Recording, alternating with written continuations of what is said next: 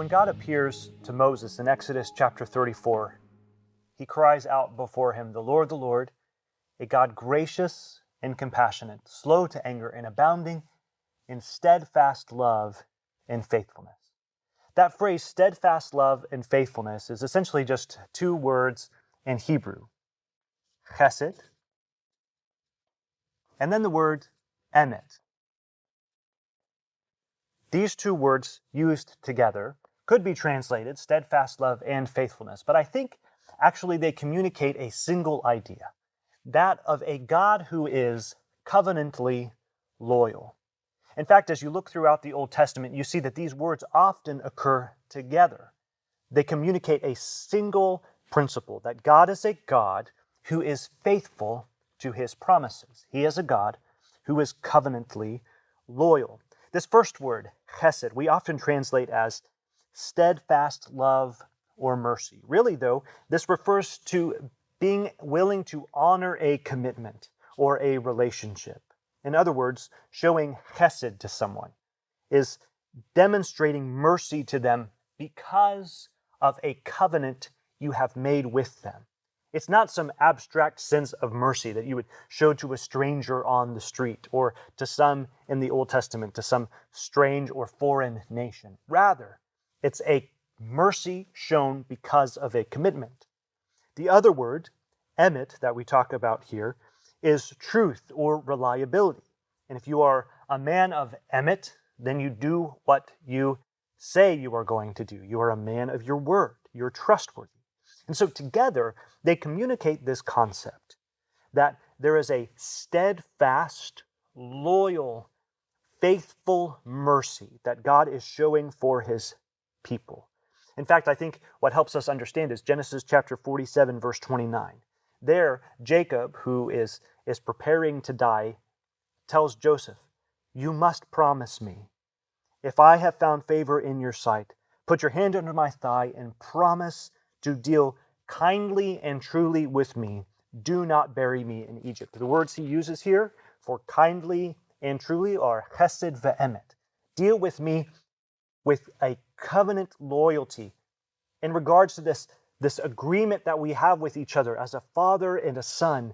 Will you do me this thing and not bury me in Egypt? And in fact, that's what we find out, that Joseph does not bury Jacob in Egypt, but rather goes up with him into the land of Canaan, where he is buried. The book of Numbers, then, as we approach this text in the Pentateuch, is really full of all of these examples where the people of God test God's covenant loyalty. They put it to the test, and we really find out if God will continue to be faithful to his people who are not faithful, it seems, in any way, shape, or form to him. And so, Numbers chapters 1 through 9 don't give us a lot of new information. In fact, it's just a lot of repeating of genealogies and things like this that don't seem very exciting to us, but had immense importance to them. But then we get to Numbers chapter 10. Here, the people leave Mount Sinai. This is the first time they've moved on since Exodus chapter 19, when they arrived at Mount Sinai after coming out of Egypt. They head towards the promised land, but as they're on their way, they begin to complain. Numbers chapter 11, they are hungry and tired of the manna that God has given them. If you think about it, it's been over a year that they've been eating this manna for breakfast, lunch, and dinner, and they're ready for some variety. And so they complain, "Oh, that we were back in Egypt. Oh, we remember when we sat around pots of meat and just dipped our forks in and ate meat." I'm not sure that they actually did that, but maybe. They long for the garlic and the spices and all of these nice things that they had in Egypt. And God is angry. He's angry with his people for their failure to remember the harsh conditions of their slavery. And so God sends quail to the people to provide a little variety in their diet, but even while they're eating it, he strikes them down with a plague because of their ingratitude. Numbers chapter 12. Here, Aaron and Miriam decide to set themselves up against Moses, that maybe Moses has gone too far in pretending to be the leader of the people of Israel. And so They challenge his authority, and God steps in and strikes them. Numbers chapter 12, we finally reach the border of Canaan. Here, they appoint 12 spies to go into the land, one from each tribe, but they bring back a mixed report. 10 of them claim that the land is too difficult for them to enter. The people are too great and too powerful, and there's no hope for the people of Israel among them. But 2 claim the people may be large, the job may be difficult, but nothing is too difficult for our God. Let us go up together, and we will defeat them, because God has promised us. And yet the voice of the 10 overpowers the voice of the 2, and the people rebel. They refuse to enter the land that God had brought them out of Egypt to give to them. And so God gives them what they want. You don't want to go into the promised land? Fine. You can sit here in the wilderness for a little bit longer. 40 years, in fact, they will wander around the wilderness. And so the people hear this word and they change their minds. Oh, no, we'll go up. We didn't really mean it. And they try to go up and take the land themselves, and they are struck down, and many die.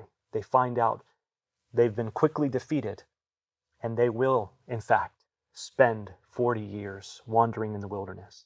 Numbers chapter 16, Korah spearheads a rebellion along with Dathan and Abiram to challenge Moses' leadership. You have gone too far, they say, in setting yourself up over all of the people of Israel.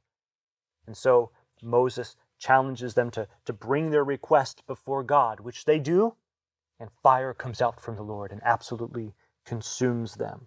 Numbers chapter 20, the people rebel against Moses because they are thirsty. And then Moses, in his anger and frustration, hits the rock twice with this declaration, "Shall we bring forth water from you?" Well, Moses, I'm not sure you have very much to do with it. I'm pretty sure it's just God. But because of Moses' frustration and his anger, he strikes the rock twice. And God is angry with the people, but also angry with Moses, and he tells him, "You will not enter the land of promise because of what you have done." Numbers 26 is a graphic scene of the people of Israel now camped close to Peor, who start to have extramarital relations with the people there.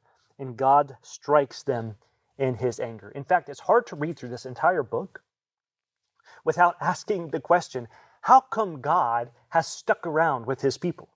How come God just hasn't abandoned them in the wilderness and just let them die off?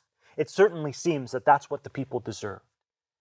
They came out of the land of Egypt. He gave them so many good things. You would think they would be grateful. But you have the golden calf. Then you have all of these other accounts running through the book of Numbers. How come God is so patient with them? How come God is willing to keep them as his people even when they sin so terribly? And I think the reality is because God is a God of chesed ve'emet. God is a God who is covenantally loyal to his people. He has made a promise, and he will stick with it. These two words, chesed ve'emet, occur together more in the book of Psalms than anywhere else in the Old Testament. And of all of the Psalms, they occur most in Psalm 89. Psalm 89 is in many ways the center of the Old Testament for this question of God's loyalty. Here, as you read through Psalm 89, you read about how God displayed his loyalty, his covenant loyalty in creation. He showed how he was loyal to his people, and he displayed all of these things. He showed his covenant loyalty not just in creation, but also to David, his servant. And that's what the next section of Psalm 89 goes on to talk about. God's chesed ve'emet, his faithful loyalty, his covenant faithfulness in the context of the Davidic kingdom. This promise God had given to his people that's developed later on in Israel's history. How God promised to be faithful to David and his descendants. You have this quoting of this spectacular passage from 2 Samuel 7, right, where God makes a promise to David to continue his house forever. And the psalmist praises God for his incredible steadfast love. You are incredible, O Lord, for how you have extended your mercy and your truth, your covenant loyalty even to David. But then Psalm 89 takes a pretty serious turn. You see, Psalm 89 was written during the time of the exile, and as the people were driven out of their own land, the psalmist began to question all of these things he knew about God's covenant loyalty. If God was a God of chesed ve'emet, then how come he wasn't seeing it? If God promised to be faithful no matter what, then how come his people are driven away into exile? And the psalmist cries out to God, Lord, what have you done with your covenant loyalty? How come you have tossed it to the side? How come you have just thrown it away as if it doesn't matter anymore? I thought you couldn't lie. I thought you were a God who would be loyal no matter what. And yet Psalm 89, I think, ends with faith. Even if the psalmist doesn't understand, he cries out at the end, yet blessed be the name of the Lord forever. Amen and amen. He may not get the whole picture, but he knows if there's anything he can be sure of, it's that he serves a God who is faithful to his promises, who is covenantally loyal. This question of God's covenant loyalty, though, seems to hang over this intertestamental period, these 400 years between the end of our Old Testament and the beginning of our New. I think the Jewish people really struggled with this question during their time in exile, and then once they returned to the land. Where has God's faithfulness gone? Has he abandoned his promises? He didn't leave us when we were in the wilderness in the book of Numbers, but has he now abandoned his promises altogether? And this is, I think, a question that Paul seeks to answer in the book of Romans, chapter 15. You see, if Psalm 89 is the epicenter for the question of God's covenant loyalty in the Old Testament, I think Romans 15 in many ways is the epicenter of this issue in the New. Paul there brings up the issue of God's truthfulness to the patriarchs. That's his emet. And he says God showed this and demonstrated his truth to them. But then he goes on to say, but also he demonstrated his mercy to the Gentiles. That's this word, chesed. And God has shown this to them. In other words, I think Paul is answering the question of Psalm 89. And then Paul goes on in the section that follows in Romans 15 to quote from the law and the prophets and the writings, the three major divisions of the Hebrew Old Testament, in order to prove this point. And I think in the end serves to bring the testaments together. What about God's compassion and his anger? Well, they both see their fullest expression in Jesus. The reality of his punishment is real, but so is the reality of the grace that he has extended now in the person of Jesus. You see, Jesus is the fullest expression of God's covenant loyalty. That's what we see in Romans chapter 15. And so what does this mean for us? I think it means that we can see the testaments together and not separately. They are not two different sections.